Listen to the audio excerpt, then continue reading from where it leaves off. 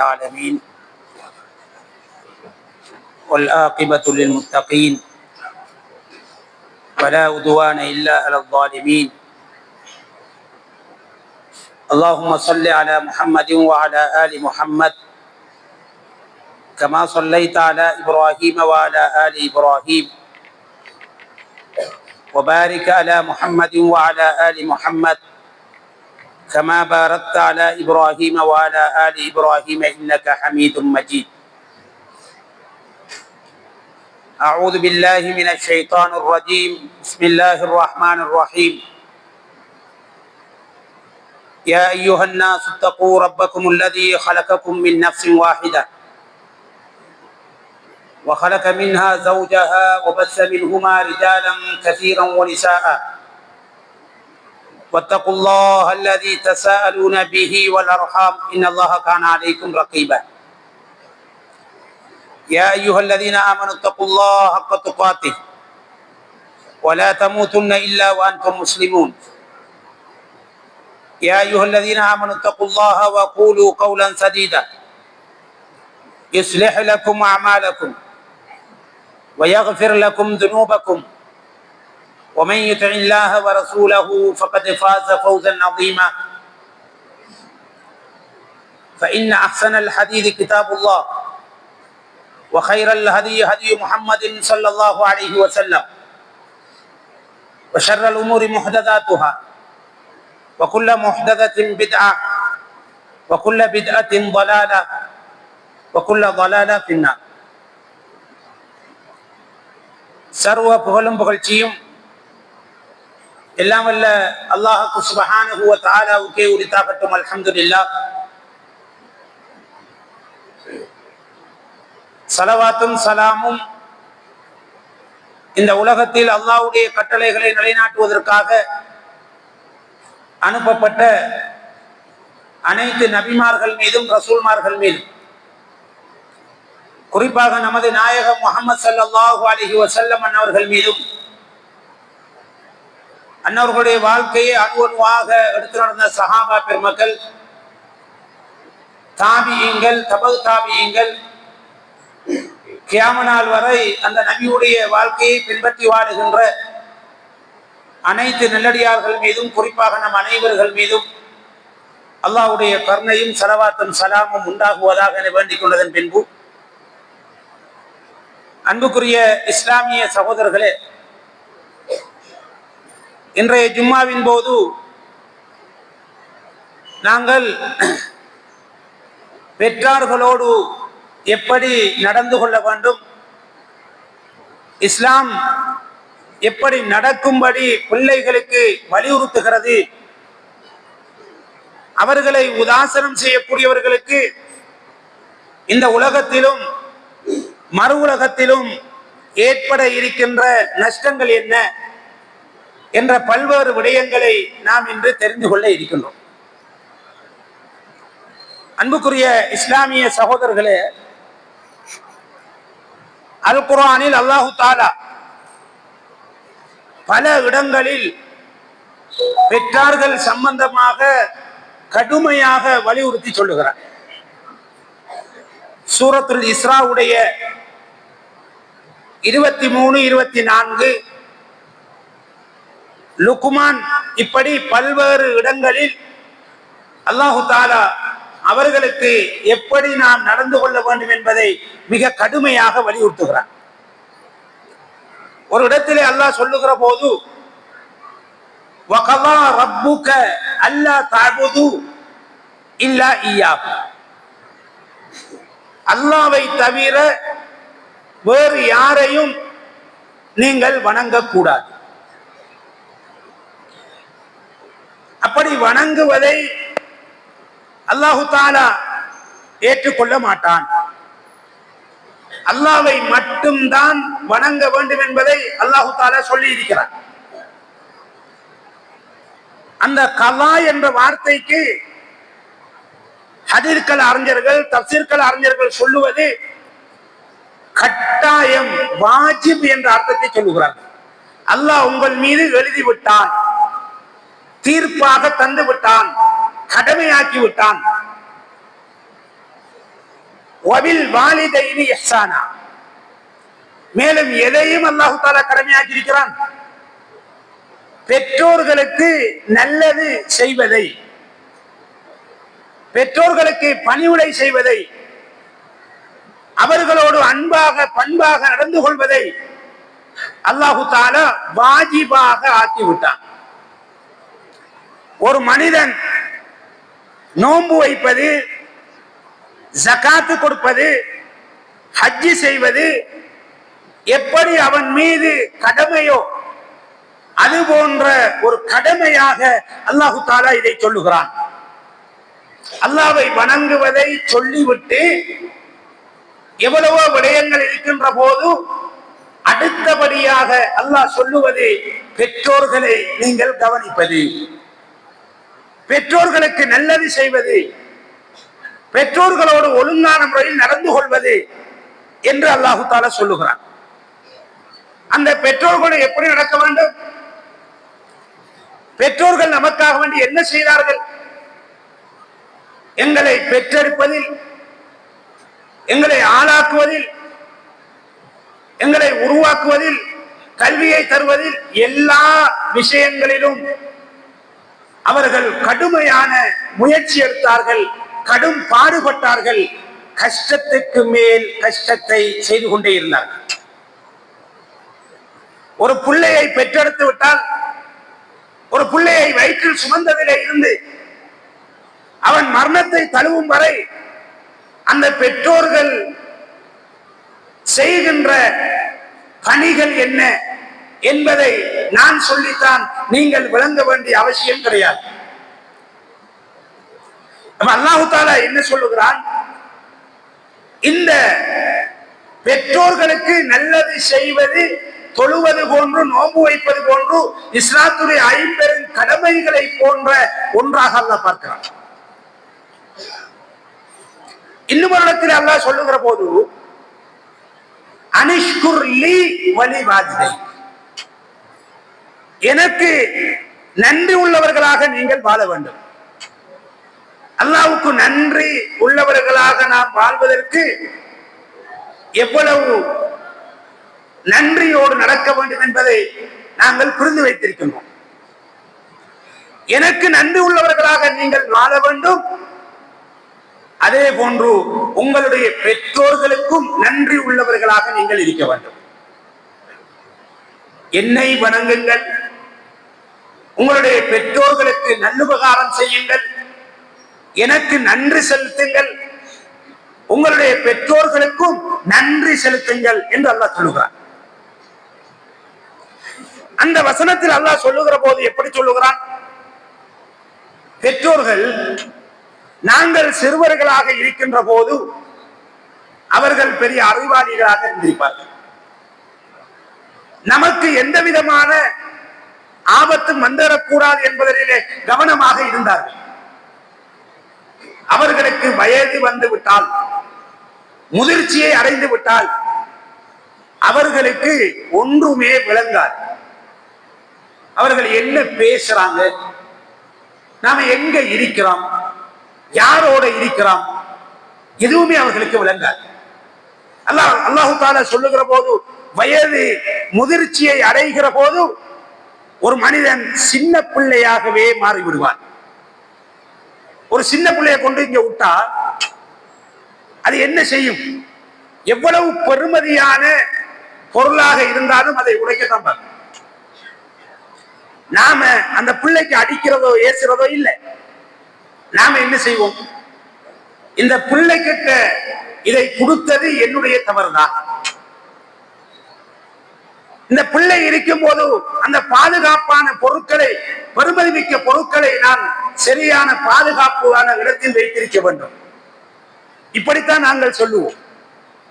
இது போன்றுதான் பெற்றோர்களை பொறுத்தவரையில் வயது முதிர்ந்து விட்டால், வயசு அடைய அடைய அடைய அவர்களுடைய எல்லாமே மங்கி போய்விடும்.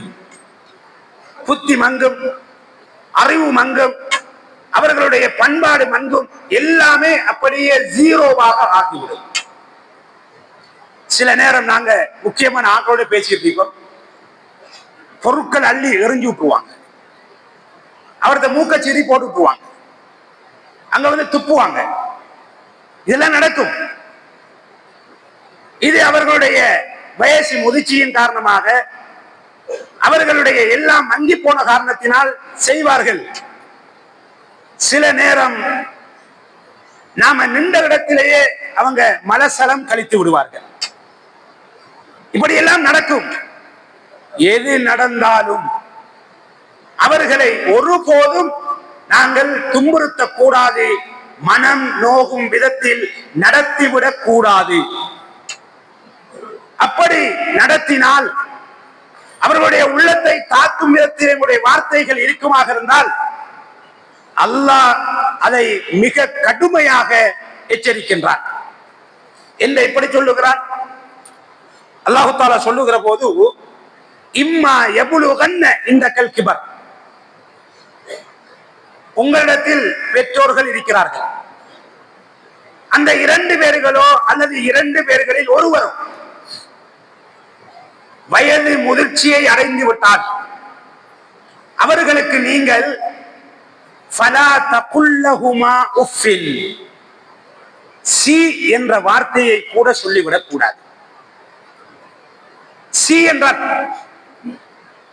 இந்த வார்த்தை கூட அவர்களுக்கு நோவினைப்படுத்தும். ஒரு வேலையை உங்களிடம் சொன்னால் நீங்கள் மறுக்க கூடாது. ஆனால் அதை பாவமான காரியங்களாக இருந்தால் அதை செய்யக்கூடாது. அவர்கள் நல்ல காரியத்தை உங்களிடம் வேண்டினால் நீங்கள் கண்டிப்பாக அதை செய்து கொடுக்க வேண்டும். அவர்களுக்கு மேலும் என்ன செய்ய வேண்டும் என்றால் அல்லாஹு தஆலா சொல்லுகிறான், வகுல் வலா தன்ஹர்ஹுமா, அவர்களை ஒருபோதும் விரட்டி விடாதீர்கள், உங்களோடையே வைத்துக் கொள்ளுங்கள். நாம நல்ல வசதி வாய்ப்போடு இருந்தா, நாம பெரிய மாளிகையில வாழ்ந்தா, பாப்பா அம்மாக்கு அந்த மாளிகையில கூட இடம் கொடுக்க மாட்டாங்க. சில பணக்காரங்க ஒரு நாய் கொட்டில் போன்று, மாட்டு கொட்டிலை போன்று ஒரு கொட்டிலை அடித்து அங்கே ஒன்று போட்டு விடுவார்கள். அதுக்குள்ளாம் சாப்பாடு, அதுக்குள்ளாம் தண்ணி. அவர்களுடைய மனம் பத்தி பத்தி அவர்கள் வாழ்ந்து கொண்டிருக்கிறார்கள். அவர்களுடைய மனம் பத்த பத்த இவனுடைய எல்லா காரியங்களும் பத்தி கொண்டே இருக்கும். அவர்களை ஒருபோதும் விரட்டி விடாதீர்கள். அவங்க என்ன செஞ்சாலும், அடிச்சாலும் ஏசினாலும், உங்களுடைய சொத்துக்களை அழித்தாலும், உங்களை இழிவுபடுத்தினாலும், கேவலப்படுத்தினாலும், உங்களுக்கு நன்றி கட்ட முறையில் நடந்தாலும் அவர்களை விரட்டிவிடக் கூடாது. அவர்களுக்கு சி என்ற வார்த்தை சொல்லிவிடக் கூடாது. அவர்களுக்கு நீங்கள் பேசும் போதெல்லாம் அவர்களுடைய உள்ளங்கள் மகிழ்ச்சி பெறுகின்ற விதத்தில் இருக்க வேண்டும். வகுல்லஹுமா கௌலன் கரீமா, அவர்களோடு கண்ணியமான, மரியாதையான, தரைக்குறவான வார்த்தைகள் இல்லாமல் அவர்களுடைய உள்ளங்கள் குளிரக்கூடிய வார்த்தைகளை நீங்கள் போட்டு பேச வேண்டும். என்ன நடக்கும்? நாம ஒரு தாய் தந்தையை வச்சு பார்க்கிறோம். நாம என்ன எவ்வளவு பார்த்தாலும் என்ன செய்யும்ண்டாது வயசு வைத்து ஒன்றும் தெரியாது. அது என்ன செய்யும்ண்டா, யாராவது வந்து திடீரென ஒரு 100 ரூபாய் காசை கொடுத்து போட்டு, அல்ல ஒரு புடவை எடுத்து கொடுத்து போட்டு, ஒரு சாப்பாட்டை வாங்கி கொடுத்து போட்டு கேட்பாங்க, மகன் எல்லாம் பாத்துக்கிறான், அவன் எங்க பாக்குறான்னு சொல்லு. அந்த நேரத்துல நாம இருந்தா நமக்கு எப்படி இருக்கும்? எவ்வளவு வேதனையா இருக்கும்? நீங்க பொறுத்துதான் கொள்ளும். அவங்க எவ்வளவு நன்றி கட்ட முறையில் நடந்தாலும் அவர்களோடு வகுல்லஹுமா கௌலன் கரீமா நாம போய் சொல்லணும். அம்மா, பாப்பா, உண்மையாகவே உங்களுக்கு நான் மிக நன்றி கடன் பட்டவனாக இருக்கிறேன். நான் செய்யக்கூடிய அத்தனையிலும் குறைபாடு இருக்கிறது. எனக்கு முடியுமானவரை நான் அதை செய்கிறேன், மன்னித்துக் கொள்ளுங்கள், எனக்காக வேண்டி துஆ செய்யுங்கள் என்றுதான் சொல்ல வேண்டுமே தவிர, கிளடி எவ்வளவு செஞ்சிருக்கின்ற உனக்கு, இந்த கிழவன் மன்றி கட்ட வண்டியா இருக்கிறான், இப்படி எல்லாம் பேசலாமா? பேசினால் அல்லாஹ்வுடைய சாபம் அந்த பெற்றோர், அந்த பிள்ளைகள் மீது இறங்கிவிடும். நபி ஸல்லல்லாஹு அலைஹி வஸல்லம் அவர்கள் அப்படித்தான் சொல்லுகிறார்கள். ஒரு நபித்தோழர் வருகிறார், வந்து கேட்குகிறார், யா ரசூலல்லாஹ், எனக்கு பிள்ளைகள் இருக்கிறது, சொத்து மத்தும் இருக்கிறது, என் வாப்பாவும் எனக்கு தான் இருக்கிறார். எங்க வாப்பா வந்து அடிக்கடி காசு கேட்கிறார். இப்ப நான் எவ்வளவு கொடுக்கணும் அவருக்கு? ஒரு அளவை சொல்லுங்களேன். நபி ஸல்லல்லாஹு அலைஹி வஸல்லம் முகம் சிவந்து விட்டது. அப்படியே இருக்கிற போது முகம் சிவந்து கோபத்திலே எழுந்து நின்று சொன்னார்கள், அன்த வ மாலுக லி அபீக, நீயும் உன் சொத்தும் உன் வாப்பாவுக்கே சொந்தமானது.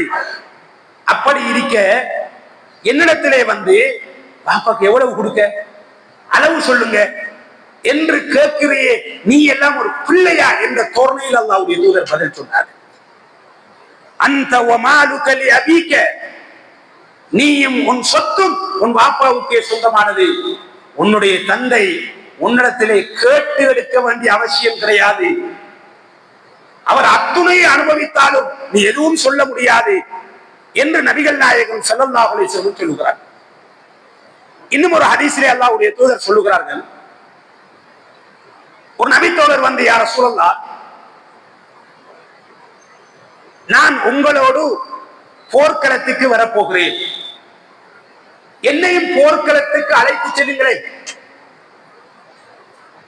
அல்லாஹ்வுடைய தூதர் அவருக்கு அனுமதி கொடுக்கவில்லை.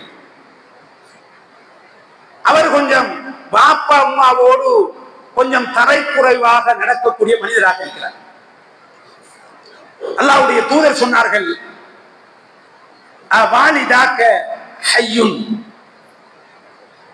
உன்னுடைய பெற்றோர்கள் உனக்கு உயிரோடு இருக்கிறார்களா? ஆம் யா ரசூலல்லாஹ். அப்படி என்றால் அவர்களை போய் கவனித்து பணிவிடை செய்து நல்லது செய்து அவர்கள் ஊடாக ஜிஹாத் செய்த நன்மையை பெற்றுக்கொள். ஜிஹாத் செய்வதற்கு ஒருவர் வருகிறார் என்றால் அதை விட உயர்ந்த ஒரு காரியம் எதுவுமே கிடையாது. மார்க்கத்துக்காக வேண்டி ஒருவன் ஷஹீதாகிறார், இதை விட உயர்ந்த ஒன்று எது இருக்கும்? ஒன்றுமே இருக்காது. ரசூல் ஸல்லல்லாஹு அலைஹி வஸல்லம் சொன்னார்கள், உனக்கு இப்போது நீ என்ன செய்வது? மார்க்கத்துக்காக வேண்டி போராடுவதென்ற உன் மீது கடமை. உன்னுடைய பெற்றோரை ஒழுங்காக நீ பார்க்க வேண்டும், அதை செய்யுங்கள். இன்னும் ஒரு நபித்தோழர் வருகிறார். யா ரசூலல்லாஹ், நான் ஹிஜ்ரத் வரப்போகிறேன், என்னை ஹிஜ்ரத் அழைத்து செல்லுங்கள். ஹிஜ்ரத் என்றால் உங்களுக்கு தெரியும், ஒருவர் ஒரு ஊர்ல இருக்கிறார், அங்க மார்க்கத்தை கடைபிடிக்க முடியாது, வேற ஊர்ல போய் அந்த மார்க்கத்தை கடைபிடிச்சு அவர் சரியாக வாழ்வார். அதுக்கும் எப்படியான நன்மை? சுவர்க்கம். அவருடைய பாவங்கள் அனைத்தும் மன்னிக்கப்பட்டு விடுகிறது. அதற்கு முதல் செய்த அத்துணை பாவங்களும். ஜிஹாத் செய்ததற்கு எத்தனை நன்மை? அவருக்கு என்ன, அந்த ஜிஹாதில் கலந்து கொண்டு அவர் உடனே மரணித்து விடுகிறார் என்றால் அவருடைய அத்துணை பாவங்களும் மன்னிக்கப்படுகிறது. அவருடைய குடும்பத்திலே இருந்து 70க்கு மேற்பட்ட உறவினர்களை சொர்க்கத்துக்கு அழைத்து செல்லலாம். அவருக்கு கபருடைய வேதனை என்பது கிடையாது, அவர் கபரிலே வாழ்வது கிடையாது. உடனடியாக சுவர்க்கத்திலே பறவை வடிவத்தில் இன்பங்களை அனுபவித்துக் கொண்டிருப்பார். அவருக்கு 70க்கு மேற்பட்ட 72 ஹூருலீன்கள் அவருக்கு மனைவியாக ஆக்கி கொடுக்கப்படுகிறது. இப்படி சிறந்த மிக உயர்ந்த நன்மைகளை பெறக்கூடிய அந்த ஜிஹாதை தடுத்துவிட்டு நீ உன்னுடைய தாய் தந்தையை கவனி, அதன் ஊடாக இந்த நன்மைகளை பெறலாம் என்று சொன்னார். நபி ஸல்லல்லாஹு அலைஹி வஸல்லம் அவர்கள் இப்படி ஏராளமான செய்திகளை நமக்கு சொல்லி காட்டுகிறார்கள். சில ஆட்கள் இந்த உலகத்துல நல்லா உழைப்பாங்க, உழைச்சா உழைச்சா உழைச்சா பறக்கத்தே இருக்காது. பறக்கத்து எப்படி வரும்? உம்மாவும் பாப்பாவும் குழந்தைகிட்டே இருக்கிறாங்க, உம்மாவும் பாப்பாவும் கஷ்டப்பட்டுக்கிட்டே இருக்கிறாங்க, அவங்களுக்கு எந்த விதமான ஒரு கவனிப்பும் கிடையாது. சில நபர்கள் நமது ஊரிலே படித்தவர்கள், மிகப்பெரிய அறிவாளிகள் என்று சொல்லக்கூடியவர்கள், தாயுடைய கழுத்தை நசித்தவர்கள் உண்டு. தந்தையை காலில் போட்டு மிதித்தவர்கள் உண்டு. தந்தையை பார்த்து எருமமாடு என்று சொன்னவர்கள் உண்டு. எவ்வளவு கேவலமானவர்கள்! இவர்களிடத்திலே அதிகாரம் இருக்கிறது, இவரிடத்திலே அந்தஸ்து இருக்கிறது, பணம் இருக்கிறது என்பதற்காக வேண்டி அந்த பெற்றோரை இப்படியெல்லாம் பேசினால் அல்லாஹ்வுடைய சாபம் தான் அவர்கள் மீது. கொஞ்ச காலத்துக்கு நல்லா இருக்கும், அல்லாஹ் பிடிக்க ஆரம்பித்து விட்டால் அவங்க பதுவா செய்து கொண்டு இருக்க இருக்க நீ ஒருபோதும் முன்னேற முடியாது. உன்னுடைய அனைத்து காரியங்களும் அப்படியே கேவலம் தான். ஆகவே சகோதரர்களே, பெற்றோர்கள் என்பது சாதாரண மனிதர்கள் அல்ல. சிலர்கள் சொல்லுவார்கள், நான் பாப்பா பாக்குறதுக்கு பாப்பா என்ன செஞ்சாரு, உம்மா எனக்கு என்ன செஞ்சா, ராத்தாக்கு காணியனையும் கொடுத்திருக்கா, காக்கா படிக்க வச்சிருக்காரு, தம்பிக்கு இப்படி இப்படி எல்லாம் செஞ்சிருக்கிறாரு, நான் ஒன்றும் எனக்கு ஒன்றும் தரலையே. அவர்களுக்கு நீங்கள் பணிவுடை செய்வது, உங்களுக்கு சொத்து தந்தார், உங்களை ஜொப் செய்ய வைத்தார், உங்களை கல்வியை தந்தார் என்பதற்காக வேண்டி அல்ல, உங்களை அவர்கள் பெற்றெடுத்தார்கள் என்ற ஒரே ஒரு காரணம் தான். அவர்கள் என்ன கஷ்டப்படல, உங்களுடைய வளர்ச்சிக்காக வேண்டிய அத்தனை சந்தோஷங்களை தியாகம் செய்தார்கள், அத்தனை கௌரவங்களை விட்டுக் கொடுத்தார்கள் பிறர்களிடம். தனக்கு பிள்ளை இருக்கிறது, அவனுடைய எதிர்காலம் என்ன என்பதற்காக வேண்டி ஒருவன் எவ்வளவு கேவலப்படுத்தினாலும் அங்கு தொழில் செய்து கொண்டிருக்கிறான். எதற்காக? என்னுடைய பிள்ளை நெல்லாக வாழ வைக்க வேண்டும், குடும்பம் சந்தோஷமாக இருக்க வேண்டும் என்பதற்குத்தானே அப்படி செய்கிறான். ஆகவே அந்த பெற்றோர்கள் அல்லாஹு தஆலா கஷ்டத்துக்கு மேல் கஷ்டப்பட்டார்கள் என்று அல்லாஹ் சொல்கிறார். வஹ்னன் அலா வஹ்னின், வஹ்னன் அலா வஹ்னின் என்ற கஷ்டத்துக்கு மேல் கஷ்டம். நம்முடைய பிறப்பிலே இருந்து, நாம் வயிற்றிலே சுமக்கப்பட்டதிலே இருந்து அத்துணையும் கஷ்டம்தான். சும்மா யோசிச்சு பாருங்க, நம்மை நம்முடைய தாய் சுமந்ததற்காக வேண்டி ஒழுங்காக சாப்பிட முடியாது, நடக்க முடியாது, படுக்க முடியாது, இன்பகரமாக இருக்க முடியாது, சென்றதை எல்லாம் வாந்தி எடுக்க வேண்டும். இது எதற்காக வேண்டி செய்தார்? இந்த தாய் தந்தையர்கள் என்ன கஷ்டப்பட்டார்கள்? அப்படி இருக்கிற போது இன்று எனக்கு என்ன செய்தார் என் தாய் என் தந்தை என்று கேட்கிறோமே, நல்லா இருக்கிறது. நாங்கள் ஒரு முறை ஒரு மனிதரை சந்திப்பதற்காக வேண்டி மார்க்க விடயங்களுக்கு போகிறோம். சில அறிஞர்கள் சேர்ந்து தாவா பிரச்சாரம் செய்கின்ற போது அங்க போனா அவர் இல்லை. அந்த வீட்டுல இருந்து ஒரு சத்தம் வருகிறது, வயது முதிர்ந்த ஒரு பெண்ணுடைய சத்தம். எப்படி வருகிறது? ஏதாவது குடிக்க தாருங்க, சாப்பிட தாருங்க கேட்ட. அப்ப அவட பக்கத்துல சொன்னாங்க, அவர் இல்லை. என்ன இந்த சத்தம் விசாரித்தோம். அந்த மனிதர் சொன்னார், இங்கு ஒரு வயது முதிர்ந்த தாய் இருக்கிறாள். அந்த தாய் சாப்பாடு கொடுக்கப்படாமல் வைக்கப்பட்டிருக்கிறார், தண்ணீர் குடிப்பதற்கு கொடுக்கப்படாமல் வைக்கப்படுகிறார். எதற்காக என்று கேட்டோம். அவர் சாப்பிட்டா குடிச்சா எல்லாம் அந்த இடத்திலேயே போட்டு கழிச்சு தள்ளிடுறார். இதனால இப்படி வைத்திருக்கிறாங்க. சகோதரர்களே, அவர் தொழுது என்ன பிரயோசனம், ஹஜ் செய்து என்ன பிரயோசனம், எவ்வளவு பெரிய மார்க்க விடயங்களை செய்து என்ன பிரயோசனம்? தாயுடைய திருப்தி இல்லையே. நபி ஸல்லல்லாஹு அலைஹி சொன்னார்கள், ரிதல்லாஹி ஃபீ ரிதல் அபவை வஸ்துல்லாஹி ஃபீ சுத்தில் அபவை. அல்லாஹ்வுடைய திருப்தி பெற்றோர்கள் உங்களை பொருந்திக் கொள்வதில் தான் இருக்கிறது. அல்லாஹ்வுடைய கோபம் பெற்றோர்கள் உங்களை கோபித்தால் முடிந்து விட்டது. நான் கேட்கிறேன், அந்த தாய் உடைய மடியில் எத்தனை தடவை இவன் பேண்டு தள்ளியிருப்பான், எத்தனை தடவை கழித்து தள்ளியிருப்பான் சலங்களை. அவள் எவ்வளவு அழகான ஆடைகளை உடுத்து வைத்திருப்பாள், அப்படியே வாந்தி எடுத்து போவான். அவள் மனம் போடாமல் நோகாமல் அதை துப்புரவு செய்வாள். சனியன் என்று தூக்கி வீசல்ல பிள்ளைய. ஆகவே சகோதரர்களே, அந்த பெற்றோர்களுக்கு எவ்வளவு நாம் செய்தாலும் அதை ஈடாக. நபி ஸல்லல்லாஹு அலைஹி வஸல்லம் அவர்கள் ஒரு ஹதீஸிலே சொல்லுகிறார்கள், 3 குகைவாசிகளுடைய சம்பவம் நமக்கு தெரியும். பயணம் போகிறார்கள், தெரிந்த சம்பவம் தான். அதிலே ஒரு மனிதர் எப்படி பிரார்த்திக்கிறார், யா அல்லாஹ் இந்த கல்லை அகற்றிவிடு, எங்களுடைய கஷ்டத்தை போக்கிவிடு. எனக்கு ஒரு தாய் இருந்தால், தாய் தந்தையர்கள் இருந்தார்கள், அவர்களுக்கு சாப்பாடு கொடுக்காமல் ஒருபோதும் சாப்பிட மாட்டோம், நானும் பிள்ளைகளும். நாங்கள் பால் கறந்து கொண்டு வருகிற போது ஒரு நாள் அவர் தூங்கி விட்டார்கள்.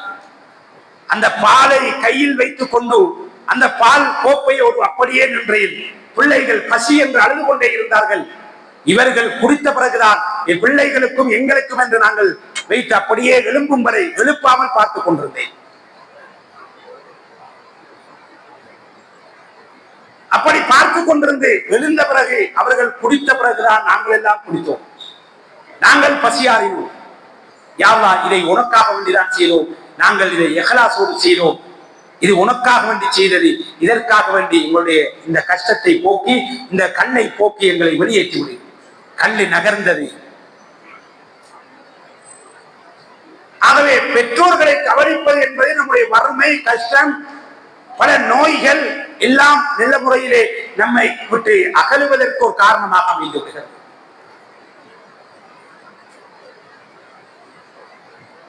அன்புக்குரிய இஸ்லாமிய சகோதரர்களே, சில வரலாறுகளை நீங்கள் பார்க்கலாம்.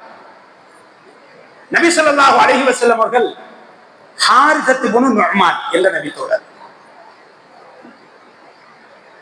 ரசூல் ஸல்லல்லாஹு இரண்டு விதமாக ஹதீஸ் வருகிறது.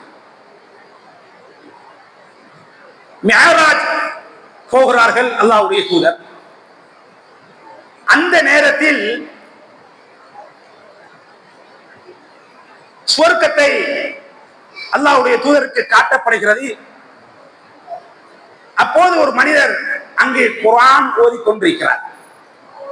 அந்த சத்தம் கேட்கிறது. ரசூல் ஸல்லல்லாஹு அலைஹி வஸல்லம் கேட்டார்கள் கூட்டி போன மலக்குகளிடம், இது யார்? ஹாரிஸா. இவர் ஏன் இப்படி அந்தஸ்து? சொர்க்கத்துக்குள் குர்ஆன் ஓதிக்கொண்டிருக்கிறார். சொல்லப்பட்டது, அவர் தாய் இருந்தது, அந்த தாய்க்கு பணிவுடை செய்தார். அதை ரசூல் ஸல்லல்லாஹு அலைஹி வஸல்லம் சஹாபாக்களுக்கு வந்து சொல்லுகிறார்கள். அது இன்னும் ஒரு ரிவாயத்திலே வருகிறது. எப்படி என்றால், ரசூல் ஸல்லல்லாஹு அலைஹி வஸல்லம் கனவு காண்றாங்க. நபிமார்கள் காணக்கூடிய கனவு அனைத்தும் மார்க்கம்தான். சொர்க்கத்துக்கு ரசூலுல்லாஹ் அழைத்து செல்லப்படுகிறார்கள். அங்கே பார்த்தால் குர்ஆனுடைய ஓசை. அது யார் என்று கேட்ட போது இந்த ஹாரிஸத் இப்னு நுஅமான் என்று சொல்லப்படுகிறது. ஆகவே சகோதரர்களே, நாம் உலகத்திலே, சுவர்க்கத்திலே, மறுமையிலே மிக உயர்ந்த அந்தஸ்துகளை பெற விரும்பினால், இந்த உலகத்தில் நமக்கு தாய் தந்தை இருக்கிறதா, அவர்களுக்கு வேலை வெட்டியை செய்து கொடுத்து கண்ணியப்படுத்தி நாம் அந்த நன்மையை பெற வேண்டும். ரசூல் ஸல்லல்லாஹு அலைஹி வஸல்லம் சொன்னார்கள், ரஹிம அன்ஃபுஹு ரஹிம அன்ஃபுஹு ரஹிம அன்ஃபுஹு. நாசமா போனவன், நாசமா போனவன், நாசமா போனவன். சஹாபாக்களுக்கு ஆச்சரியமா இருந்துச்சு. ரசூலுல்லாஹ் இப்படி திட்ட மாட்டாங்களே, ஏன் திட்டுறாங்க? யார ரசூலுல்லாஹ், யாரை திட்டிக்கிட்டு இருக்கிறீங்க? அல்லாஹ்வுடைய தூதர் சொன்னார்கள், தாய் தந்தையர்கள் இருவரையோ அல்லது ஒருவரையோ முதிர்ந்த வயதில் ஒருவன் பெற்றுக்கொண்டு அவர்களுக்கு பணிவுடை செய்யவில்லை என்றால், அவர்களை சரியாக கவனிக்கவில்லை என்றால் அதன் நாசமாகட்டும். தாய் தந்தையர்களை அவன் பெற்றுக்கொண்டு அதன் ஊடாக சுவர்க்கத்தை அடையவில்லை என்றால் அவன் நாசமாகட்டும். உலகத்திலேயே ஒரு மனிதன் மிக சுருக்கமான அமல்களை கொண்டு சொர்க்கம் போகலாம் என்றால் அது பெற்றோர்களுக்கு பணிவுடை செய்வது. என்கிட்ட வசதி இருந்தா, காசு இருந்தா நான் என்ன செய்வேன்? நான் பெரிய ஆளா இருந்தா, அதிகாரமா இருந்தா என்ன பாப்பமா பார்ப்பேன். ஒரு ஆளை வச்சு பார்ப்பேன், சம்பளத்துக்கு ஆளை போட்டு பார்ப்பேன். நான் போனா என் வாப்பாவை நல்லா கவனிப்பான், சம்பளம் எடுக்கிறோம். நான் இல்லாட்டி குத்துவான், சனியை சாதி இடிப்பான் மூஞ்சில. இதெல்லாம் அந்த பெற்றோர்களுக்கு செய்த கண்ணியமாக ஆக முடியாது. எங்களுக்கு அவங்கதான் தலை சீவிட்டாங்க, அவங்கதான் உணவு போட்டாங்க, அவங்கதான் கழுகி விட்டாங்க மலஞ்சலத்தை, அவங்கதான் எல்லாம் செஞ்சு விட்டாங்க, சாப்பாடு கூட தீர்த்துனாங்க. நாம ஆள் வச்சு பார்க்க கூடாது. நம்ம என்னதான் பெரிய ஆட்களாக இருந்தாலும் நம்முடைய கையினால் நம்முடைய பெற்றோர்களுக்கு பணிவுடை செய்யும். உமாக்கு ஒரு நாளை தலை சீவிருப்பீங்களா? உமாக்கு பள்ளி துளைக்கிருப்பீங்களா? உமா குளிப்பாட்டிருப்பீங்களா? உமாக்கு உடுப்புறவை கழுவி கொடுத்திருப்பீங்களா? உமாட கழிவுகளை கொண்டு ஒழுங்கா சுத்தப்படுத்திருப்பீங்களா? இதெல்லாம் சர்வ சாதாரணமான விடயம் அல்ல, மிகப்பெரிய அந்தஸ்தை சுவர்க்கத்தில் பெற்றுத் தரக்கூடியது. ஆகவே சகோதரர்களே, இந்த விடயங்களில் கவனமாக நாம் இருக்க வேண்டும். உங்களுக்கு தெரியும், உவைஸ் அல் கர்னி என்ற ஒரு மனிதர், இவர் சஹாபி கிடையாது. ஆனா ரசூலுல்லாஹ் காலத்தில் இஸ்லாத்தை தழுவிட்டார். ஆனா ரசூலுல்லாஹ் சந்திக்கல. சஹாபி என்ன? ரசூலுல்லாஹ்வை சந்தித்து நேரடியாக இஸ்லாத்தை தழுவி அவருடைய கையில் பையச் செய்தி தான் சஹாபி. இவர் ரசூலுல்லாஹ்வுடைய காலத்தில் இஸ்லாத்தை ஏற்றுக்கொண்டார், தழுவினார். ஆனா ரசூலுல்லாஹ்வை சந்திக்கிறதுக்கு எத்தனிச்சார். வேறு யமன்ல உள்ளவர், யமன் தேசத்தை சேர்ந்தவர், எத்தனிக்கிறார். ஆனா போக முடியல. ஏன் போக முடியலன்னா, இவருக்கு வயது முதிர்ந்த ஒரு தாய் இருந்தது. அந்த தாய்க்கு கவனிக்கிறதுக்கு ஒருத்தரும் இல்லை. அதனால அவரு போகாம அங்க பணிவிடை செய்து கொண்டு இஸ்லாத்திலே இருக்கிறார். நபி ஸல்லல்லாஹு அலைஹி வஸல்லம் அவங்க சஹாபாக்களுக்கு இவரை பத்தி சொல்றாங்க. உவைஸ் அல் கர்னி, உவைஸ் இப்னு ஆமிர் அல் கர்னி, 4 அடையாளங்கள் சொல்றாங்க. இந்த உவைஸ் இப்னு ஆமிர் என்பவர் யமன் தேசத்தில் கர்ன் என்ற ஏரியாவை சேர்ந்தவர், முராத் கோத்திரத்தை சேர்ந்தவர்.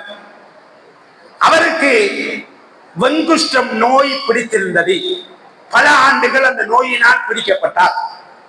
பிடிக்கப்பட்ட அந்த மனிதர் குணமாகிவிட்டது. ஆனால் எல்லா தழும்புகளும் அழிந்து விட்டது. ஒரு இடத்தில் மாத்திரம் ஒரு தீனாருடைய அளவு, ஒரு தீனார் 2 ரூபாய் குத்தி வைக்கல, இந்த அளவுக்கு அடையாளம் நேரிலே இருக்கிறது.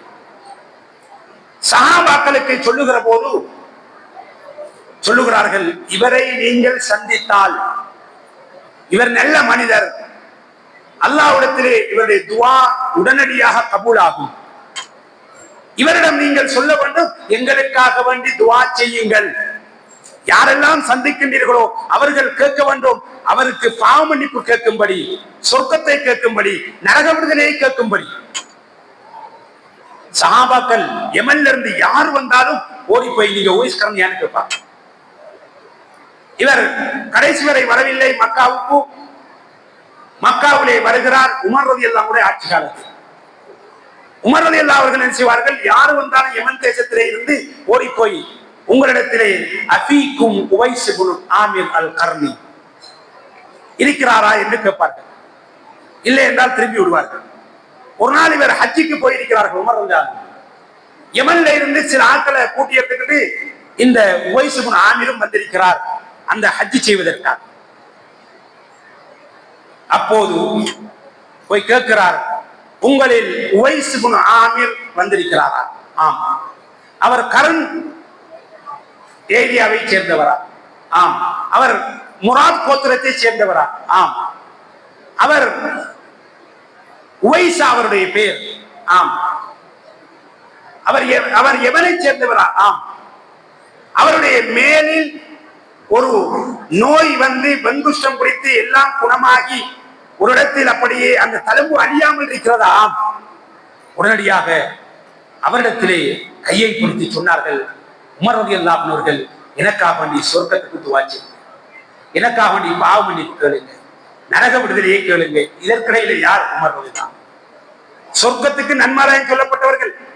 அல்லாஹ்வுடைய தூதர் சொன்னார்கள், உமர் ரலியல்லாஹு அன்ஹு அவர்கள் ஒரு பாதையில் வந்தால் ஷைத்தான் வேறு பாதையால் ஓடுவார். இப்படி அடைமொழி சொல்லப்பட்டவர்கள். அந்த உமர் ரலியல்லாஹு அன்ஹு அவர்கள் இந்த உவைஸ் இப்னு கர்னிடத்திலே போய் நீங்கள் துஆ செய்யுங்கள், சொர்க்கத்துக்காக வேண்டி பிரார்த்தனை செய்யுங்கள் என்றால் என்ன காரணம்? இதற்கிடையே ரசூலுல்லாஹ்வை சந்திக்கவும் இல்லை. அவரிடத்தில் இருந்த ஒரு பண்புதான் தாய் தந்தையர்களுக்கு பணிவுடை செய்தது. உமா அப்பாவை ஹாஸ்பிட்டல்ல ஒன்று போட்டு போட்டு பிள்ளைகளுக்கு பிரச்சனை, நான் நிக்கிறதா நீ நிக்கிறதா, நானா நிக்கிறேன் நீ போறதா, நீதான் போ நீதான் போ நான் போக மாட்டேன். பாக்கியமா நினைங்க, பெரிய சிறப்பா நினைங்க, சொர்க்கத்துக்கு இலகுவான ஒரு வழி கிடைக்குது. சில நேரம் நாம வருஷ கணக்குல 10 வருஷம் 15 வருஷம் பாப்பமா வச்சிருப்போம் வீட்டுல. ஒரு நாள் தேவையில்லாம கதைச்சிருவாங்க. நாளைக்கு மௌத்தா போறாரு, பின்னரும் பிரட்டி ஆக்களை பிரட்டி நாளைக்கு மௌத்தா போய்க்கிறேன். நம்ம இவ்வளவு நாளும் வச்சிருந்ததை பேசணும் கிடையாது. அவங்க எவ்வளவு வேதனையோடு இருந்திருப்பாங்க, நம்மளை சபிச்சுக்கிட்டு தானே இருந்திருப்பாங்க. ஆகவே என்ன நஷ்டம் வந்தாலும், என்ன ஜொப்புகளை இழந்தாலும், என்ன சிறப்புகள் உங்களுக்கு கெடுபட்டாலும் தாய் தந்தையர்களுடைய விடயத்தில் மிக கடுமையாக கண்ணியமாக நடந்து கொள்ளுங்கள். நபி ஸல்லல்லாஹு அலைஹி சொன்னார்கள். இப்படி ஜுரைஜ் என்ற ஒரு நபி தோழருடைய விஷயம், ஒரு மனிதர் முந்தைய காலத்தில் நடந்த ஒரு சம்பவம். ஜுரைஜ் நல்ல வணக்கசாலி, அவர் வணங்கிக் கொண்டிருக்கின்றார், எல்லோராலும் சிறப்புக்குரியவர். விபச்சார பெண்மணி என்ன செய்கிறார், அவரிடத்திலே வருகிறார், வந்து விபச்சாரத்தை அழைக்கிறார், ஏலா என்று சொல்லிவிட்டார். அவள் வேற ஒருவனோடு சேர்ந்து ஒரு பிள்ளையை பெற்றெடுத்து விட்டு இது ஜுரைஜுடைய பிள்ளைதான் என்று சொன்னார். அப்படி சொல்லுகிற போது அந்த மக்கள் எல்லோரும் இவரை அடித்து நொறுக்கினார்கள், இவருடைய இருக்கின்ற எல்லாத்தையும் அப்படியே உடைத்தெறிந்தார்கள். அவர் கேட்கிறார், என்ன நடந்தது, ஏன் இப்படி, நான் என்ன செய்தேன், ஒன்றும் செய்யவில்லை. அப்போது நீ இப்படி ஒரு பாவச் செயலை செய்திருக்கிறாய், கீழ்த்தரமான மனிதனாக இருக்கிறாய், நடித்துக் கொண்டிருக்கிறாய், நான் அதை செய்யவில்லை என்கிறார். உடனடியாக அந்த மனிதர் சொல்லுகிறார், அந்த பிள்ளையை கையில் தாருங்கள். சிறு பராயத்தில் பேசிய, பால்குடி பருவத்தில் பேசிய குழந்தை இதுவும் ஒன்று. 5 குழந்தைகள் இருக்கிறது, ஒன்று தன்னோடு அப்படியே அணைக்கிறார். அனைத்து வைத்துக் கொண்டு கேட்கிறார், உன்னுடைய தந்தை யார்? நீங்கள் அல்ல, என்னுடைய தந்தை இன்ன ஆட்டு இடையன் என்று சொன்ன போது எல்லோரும் மன்னிப்பு கேட்கிறார். எனக்கு எதனால் இப்படியான ஒரு விழுவுக்கு வந்தது என்றால் அல்லாஹ்வுடைய தூதர் சொல்லுகிறார். ஒரு நாள் இவர் தொழுது கொண்டிருக்கிறார், அவங்க உம்மா வாரா, வந்து கூப்பிடுற, தொழுகையா உம்மாவா தொழுகிறார். தொழுகு அதே மாதிரி மறுநாள் 3 நாள் வந்தா அவர் ஆன்சர் பண்ண. அந்த உம்மா சொல்லிட்டு போனா, உன்னை ஒரு விபச்சாரியின் முகத்தில் முழிக்காமல் அல்லாஹ் மரணிக்க செய்ய மாட்டார். இப்படி அவர் செஞ்சதுக்காக சரி, விபச்சாரம் செய்வாண்டே செஞ்சா முடிச்சு. அதனுடைய விளைவுதான் இது. இதனால் அறிஞர்கள் சொல்லுகிறார்கள், ஹதீஸ்கள் அறிஞர்கள், தஃப்சீர்கள் அறிஞர்கள், ஃபிக்ஹ்கள் அறிஞர்கள், சுன்னத்தான தொழுகைகள் தொழுது கொண்டிருக்கின்ற போது தாய் தந்தை கூப்பிட்டால் விட்டு விட்டு போய் ஆன்சர் பண்ண. பரலான தொழுகை அல்ல, சுன்னத்தான் ஒரு துஹா தொழுகிறேன், நஃபிலான வணக்கத்தை தொழுகிறேன், உடனடியா என்ன செய்யணும், விட்டு போட்டு போய் அவங்களுக்கு என்ன கேட்கணும். அந்த அளவுக்கு மார்க்க முக்கியம். சில இமாம்கள், சுஃபியான் தௌரி போன்ற சில இமாம்கள் வகுப்பு நடத்தி கொண்டிருப்பார்கள், தஃப்சீருடைய பாடம். அப்படி தஃப்சீர் பாடம் நடத்தி இருக்கும் போது உம்மா கூப்பிடுவா, என்ன பெரிய வேலை ஒன்றும் இல்லை, சுஃபியான் அந்த பிள்ளைக்கு அந்த கோழிக்கு சாப்பாட்டை வச்சுட்டு வாண்டிதான் சொன்னது. அப்படியே பாடத்தை நிறுத்தி போட்டு போய் சாப்பாட்டை வச்சுட்டு வந்து பாடத்தை தொடருவாங்க. மாணவர்கள் கேட்கிறாங்க, என்ன சார், என்ன உஸ்தாத், கோழிக்கு சாப்பாடு வைக்கிற தஃப்சீர் பாடத்தை நீ பாடி போட்டீங்க. தொழுதாலும் விட்டு போட்டு போய் என்ன செய்யணும், அவங்களோட சொல்லு கட்டுப்படணும், அதைத்தான் நான் செய்திருக்கிறேன். அவை இந்த அளவுக்கு முக்கியமான ஒரு விடயம். குராசான் பகுதியில இருந்து ஒரு மனிதர் தன்னுடைய தலையில் பெற்றோரை சுமந்து வந்து ஹஜ்ஜி கடமைகளை செய்கிறார். இப்னு உமர் ரலியல்லாஹு அன்ஹு அவர்களை கண்டுவிட்டார்கள். அந்த மனிதர் அந்த தலையில் சுமந்த நிலையிலேயே இப்னு உமர் ரலியல்லாஹு அன்ஹு இடத்திலே போய் கேட்கின்றார்கள், என்னுடைய தாய்க்கு பணிவுடை செய்தவனாக ஆக்குவேனா? நீ இதை விடவும் அதிகம் செய்தால் தான் அப்படி ஆகுவாய். குராசான்ல இருந்து தலையில சுமந்து ஹஜ்ஜி செய்யறதுக்கு வந்து இப்படி செய்யக்குள்ள இது போதாது, நாம தான் அதோட விட்டு கொண்டு போய். ஆகவே சகோதரர்களே, தாய் தந்தையர்கள் என்பது மிக முக்கியமானது. தாய் தந்தையர்களுடைய விடயங்களை நாம் எப்படி இருக்க வேண்டும்? தாய் தந்தையர்கள் என்ன செய்கிறார்கள்? உதாரணமாக வீட்டிலே இருக்கிறார்கள், அவங்க இருந்தா அவங்களோட கூட்டாளிமாறு, அவங்களோட சொந்தக்காராக்கள் எப்படி கவனிப்பாங்களோ, அவங்க இருந்தா அவங்க வந்தா அது போன்று எங்களோட வாப்பா அம்மா இல்லாத நேரத்தில் வந்தாலும் நான் அவர்களை சரியாக கவனிக்க வேண்டும். இல்லாத நேரம்ங்கிற போது வீட்டிலே இல்லாம இருக்கலாம், அல்லது மௌத்தாந்த போதும் வரலாம். அவர்களுக்கு எந்த குறையும் இல்லாமல் சரியாக வாப்பாக கவனிச்ச மதிப்பாக கவனிச்சது. தாய் தந்தையர்களுடைய குடும்பங்களை சேர்ந்து வாழ வேண்டும், உறவுகளை சேர்ந்து வாழ வேண்டும். அதே போன்று நபி ஸல்லல்லாஹு அலைஹி வஸல்லம் கேட்கிறார்கள், ஒரு சஹாபி வந்து, நான் உலகத்திலேயே மிக நேசம் கொள்ளக்கூடிய ஒருவர் யார்? தாய் என்றார்கள். திரும்ப தாய் என்றார்கள். திரும்ப தாய் என்றார்கள். நான்காவது இடம்தான் வாப்பாவுக்கு. அந்த அளவுக்கு முக்கியமானது.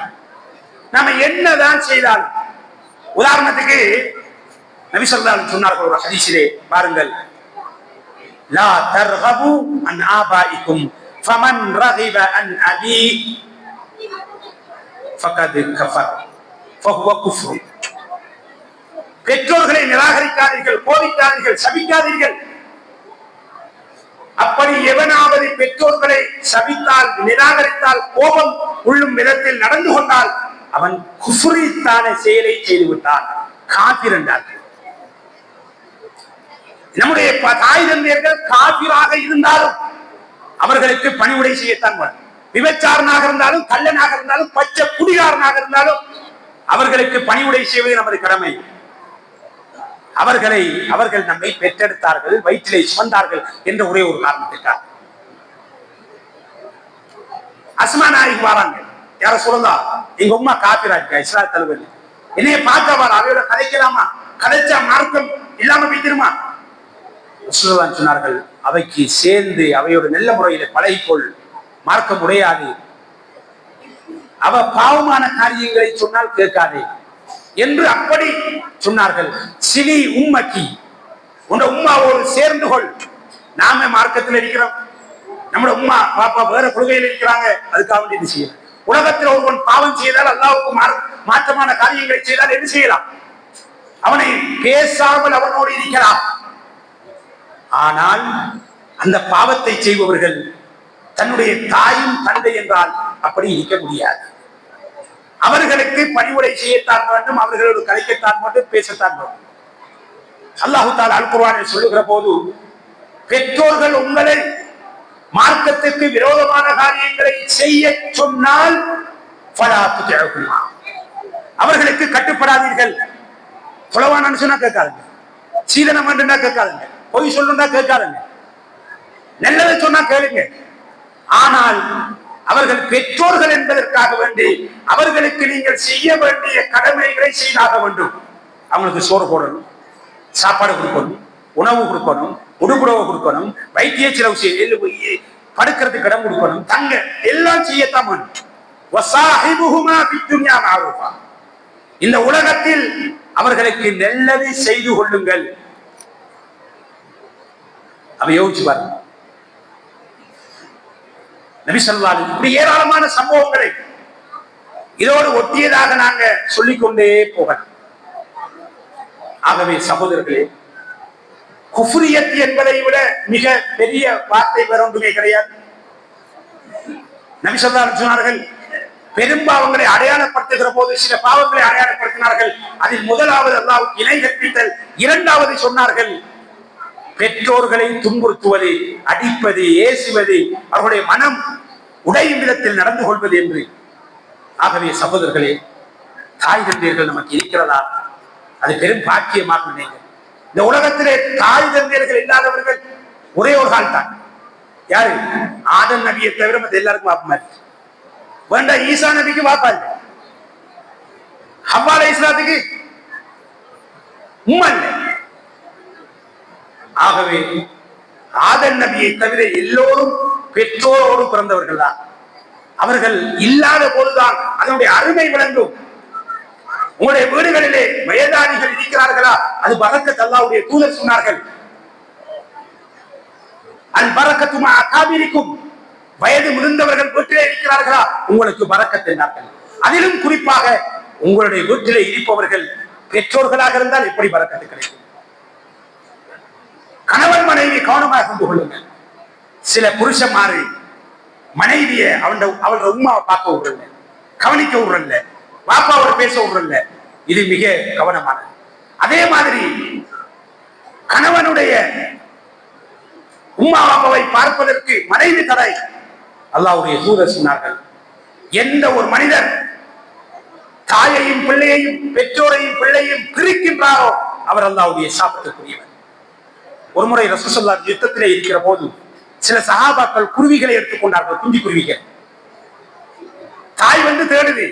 அல்லாஹ்வுடைய தூதர் பார்த்துவிட்டு கேட்டார், கோபத்தோடு கேட்டார்கள், இந்த தாயையும் இந்த குஞ்சையும் பிரித்தவர் யார்? இவர்கள் சாபத்துக்குரியவர். குருவிக்கே அந்த நிலை என்றார். யோசித்து பாருங்க. அதே மாதிரி உம்மா பிள்ளை கணவன் மனைவி பிரிஞ்சிட்டா உம்மா என்ன செய்யறது? பாப்பா பத்தி மோசமாவே சொல்லி கொடுக்கிறது. அதே மாதிரி பாப்பா உம்மா பத்தி மோசமாக சொல்லிக் கொடுக்கிறது.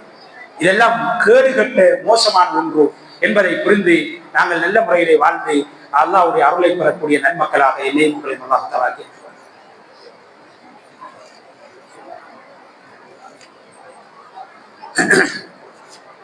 அல்ஹம்துலில்லாஹி ரப்பில் ஆலமீன் வஸ்ஸலாத்து வஸ்ஸலாமு அலா சய்யிதினா முஹம்மதின் வ அலா ஆலிஹி வ அஸ்ஹாபிஹி வ அத்பாஹி அஜ்மஈன். அன்புக்குரிய இஸ்லாமிய சகோதரர்களே, பெற்றோர்கள் கவனிக்கப்படாமல் விடுவதற்கு பிரதானமான 3 காரணங்கள். அதோடு ஜும்மாவை முடித்துக் கொள்ளலாம். என்ன? நாங்கள் எங்களுடைய பிள்ளைகளுக்கு மார்க்கத்தை கொடுக்கவில்லை.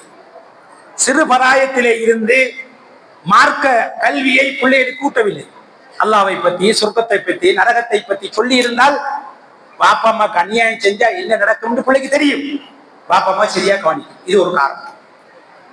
நாம பெரியாக்கள் அடிக்கும் போதும் அவன் சின்ன பிள்ளையா இருக்கும் போது நம்மளுக்கு ஏச்சிக்கு அடிக்கு நம்முடைய அதிகாரத்துக்கு பயந்து எல்லாம் செஞ்சான். இப்ப சில ஆட்கள் சொல்றாங்க, இப்ப அவன் பேச்சு ஒவ்வொன்றும் என்ன கொள்றமாயிருக்கு. காரணம் என்ன? நீங்க மார்க்கத்தை கொடுத்திருந்தா அந்த பிள்ளைக்கு தெரிஞ்சிருக்கீங்க எப்படி வாப்பாவை நடக்கணும், உமா நடக்கணும். இரண்டாவது காரணம் என்ன? தாங்கள் பிள்ளைகளோடு சில பெற்றோர்கள் ஏற்றத்தாழ்வோடு நடப்பார்கள். நேர்மையாக, நியாயமாக, நீதியாக நடக்கல். ஒரு பிள்ளைக்கு இப்படி நடத்த, ஒரு பிள்ளைக்கு இப்படி கொடுத்த, இப்படியான விஷயம். இஸ்லாம் சொல்லுகிற சமத்துவம் அங்கு பேணப்படுது. சாப்பாடு கொடுத்ததிலேயும் தான், உடுப்பு கொடுத்ததிலேயும் தான், அடுத்தது சொத்து கொடுத்ததிலேயும் தான், எல்லாத்திலையும் இப்படிதான். சம உரிமை பேணப்படவில்லை. அதுவும் ஒரு காரணம் அவர்களை மதிக்காமல் போனது. இன்னும் ஒரு காரணம் பிர்ரு ஆபாக்கும் தபுர்ரு அப்னாவுக்கும். உங்களுடைய பெற்றோர்களை சரியாக நீங்கள் கவனித்துக் கொள்ளுங்கள், உங்க பிள்ளை உங்களை கவனிக்கும். நாம நம்மட வாப்பா அம்மாவை சரியா கவனிக்கல, பாப்பாக்கு ஏசினோம், உமாக்கு அடிச்சோம். இப்ப என்ன செய்யுது? நாம காரி துப்பினோம். இப்ப நம்மட புள்ள கழுத்தை பிடிச்சி வெளியே தள்ளுறான், சேட்டை பிடிச்சி குளுக்குறான். அது நடக்கும். அல்லாஹ் அப்படித்தான் வைத்திருக்கிறான்.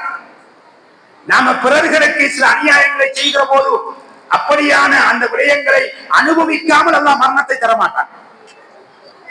ஆகவே சகோதரர்களே, இந்த விடயங்களை புரிந்து நாம் என்ன செய்ய வேண்டும் என்றால், நம்முடைய வாழ்க்கையிலே நமக்கு தாய் தந்தை இருக்கிறதா, அது மிக முக்கியம். ரசூலுல்லாஹி ஸல்லல்லாஹு அலைஹி வஸல்லம் சொன்னார்கள், கபரிலே மனிதர்கள் தூங்கிக் கொண்டிருப்பார்கள், நல்ல மனிதர்கள். திடீரென நேற்று இருந்ததை விட இன்று அந்தஸ்துகள் கூடும். அந்த மனிதன் கேட்பான், யா அல்லாஹ் என்ன இவ்வளவு சிறப்பு? இது எதனால் என்று தெரியுமா? உங்களுடைய பிள்ளை உங்களுக்காக வேண்டி பாவ மன்னிப்பு கேட்டான், உங்களுக்கு சொர்க்கத்தை கொடுக்க சொன்னான், நரக விடுதலை கொடுக்க சொன்னான், உங்களுக்கு ரஹமத்து துஆ செய்தான். அதுதான் இது. அப்ப நம்முடைய பிள்ளைகளை சாலிஹான பிள்ளைகளாக வளர்த்தால் சுவர்க்கத்திலேயும் எல்லா இடங்களிலேயும் சிறப்பு என்கிறது இந்த ஹதீஸ் நமக்கு வலியுறுத்து. அப்ப நாம் என்ன செய்யணும்? மார்க்கத்தோடு நம்முடைய பிள்ளைகளை வளர்ப்பது என்பது மிக முக்கியமானது. நாம எப்பயும் நல்ல விடயங்களை சொல்லிக் கொடுத்து கொண்டே இருக்கிறோம். ஆகவே சகோதரர்களே, தாய் தந்தையர்கள் இருந்தால் இல்லாதவர்களுக்குத்தான் அது அருமை விளங்கும். அரபிலே சொல்வார்கள், கத்ருன் நிஅமத்தி பாது சவாலிஹா. ஒன்றுடைய அருள் எப்ப விளங்கும் என்றால் அதனுடைய பெருமதி அது இல்லாமல் போன பிறகு. பாப்பா மதிக்கக்குள்ள விளங்கல்ல. பாப்பம்மா அடிச்சவன், ஏசினவன், சிலவன் பாப்பம்மா மௌத்தானத்துக்கு பிறகு கூட அவங்களோட மையத்திலையும் கலந்து கொள்ள மாட்டான். அங்க பெரிய வீரவசனம் பேசிக்கிட்டு நிற்பான், கபருக்கு வர மாட்டான். சில ஆட்களுக்கு பாப்பம்மா என்ன வைப்புவாரு, யாராவது பேசிபுக்குள்ள என்னத்தையும் ஷேர் பண்ணிட்டாங்கன்னா அப்பதான் பாப்பம்மா தெரியும். எந்த நிமிடமும் பாப்பம்மா கலந்து துஆ செய்யும். ரப்பி ரஹமுஹுமா கமா ரப்பயானி சகீரா. அவர்களுக்கு அருள் செய், அவர்களுக்கு பரக்கச் செய், அவர்களை பாதங்களை மன்னி, அவர்களை உயர்த்தி எங்களை எப்படி சிறு பராயத்தில் அவர்கள் பார்த்தார்களோ அதுபோல். ஆகவே இது தொடர்பாக ஏராளமான ஹதீசுகள், ஏராளமான சம்பவங்களை உங்களோடு பகிரலாம். ஆனால் நேரம் கொண்டு பத்தாகிவிட்டது. ஆகவே நேரத்தை கருத்தில் கொண்டு முடிக்கின்றேன். எல்லாம் அல்ல அல்லாஹு தாலா என்னையும் உங்களையும் தாய் தந்தைகளுக்கு பணிவுரை செய்து நல்ல முறையிலே நடப்பித்து அவர்கள் ஊடாக உயர்தமான சோக்கத்தை கேள்வி கணக்கு இல்லாமல் நபிமார்களோடு ஒன்றாக இருக்கின்ற பாக்கியத்தை அல்லாஹு தாலா தந்தருவானாக. وأقول قولي هذا وأستغفر الله لي ولكم ولسائر المسلمين من كل ذنب فاستغفروه إنه هو الغفور الرحيم.